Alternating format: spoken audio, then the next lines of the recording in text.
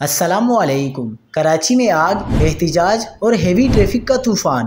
आवाम का गुस्सा खतरनाक हदों को छूने लगा।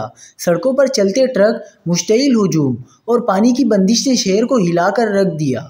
क्या आप हालात हाजरा से आगाही हासिल करना चाहते हैं?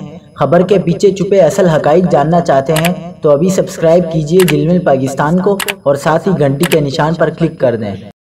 आपको बताते चले कि होक्सबे, कोरंगी और लांडी में डंपर्स के खौफनाक हादसात के बाद शहरियों का सब्र जवाब दे गया।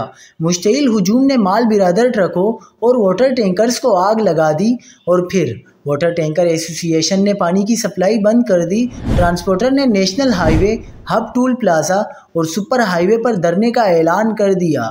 कराची के दाखिली रास्ते बंद, पोर्ट कासिम, हब चौकी, न्यू सब्जी मंडी सब जाम। मलिक इलियास और तारिक गुज्जर का कहना है कि ये सब एक मुनज़्ज़म साजिश का हिस्सा है।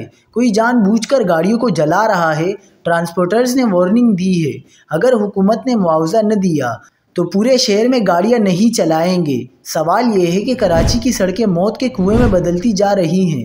ये कत्लेआम कब रुकेगा?